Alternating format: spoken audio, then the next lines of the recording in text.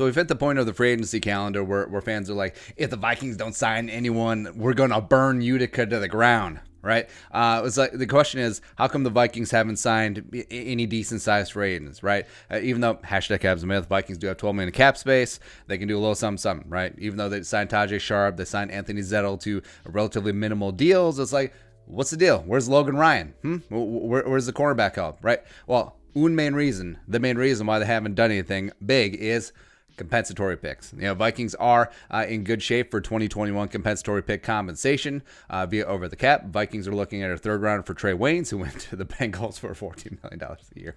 Sixth round for Mack, who also went to the Bengals for much less. Seventh rounder for Sendejo, who went to Cleveland for $2.25 million. Weatherly and Michael Pierce ended up canceling each other out, so the Vikings looking right now projected at 3 picks, including that nice third rounder. Now, bottom line, if they sign anyone of note, if they sign anyone basically above league minimum, they're going to jeopardize those picks. So it is something to factor in as the Vikings look ahead towards the rest of free agency. Now, with compensatory picks, just a 30,000-foot view, it's a complicated and proprietary formula, but generally what it is, 32 picks, maximum of 4 per team, rounds 3 through 7 tacked on at the bottom of each round, distributed to teams that essentially lose more free agents than they sign.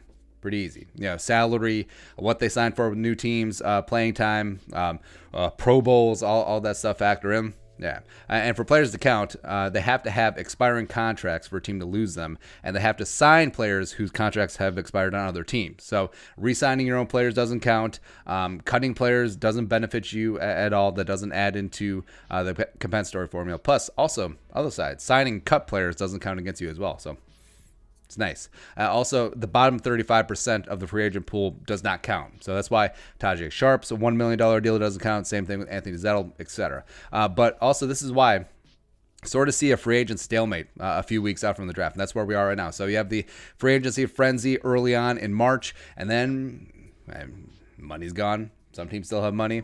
So there's still some notable free agents out there, Jadeveon Clowney, etc. And just kind of waiting until the draft comes around. So the Vikings, sure, they could sign up a couple of league veteran slappies who, there's not necessarily a lot of demand for, which they could also probably get after the draft later anyway. Or they could pick up a player at decent money and potentially Garfunkel up their 2021 compensatory picks. It's essentially a trade. It really is. It is player X worth X amount of dollars plus a 6th round pick plus a 3rd round pick. It's something to consider. So that's why the Vikings or any other team that has compensatory pick aspirations in 2021 hasn't signed a Logan Ryan, hasn't signed a Jason Verrett, hasn't signed a Darqueze Dennard, hasn't signed other players at other positions. So Vikings, specifically looking at cornerback, that's why, they could sign Tremaine Johnson. He was cut by the Jets. They could sign Prince Amukamara. He was cut by the Bears. They could sign Drake or Patrick.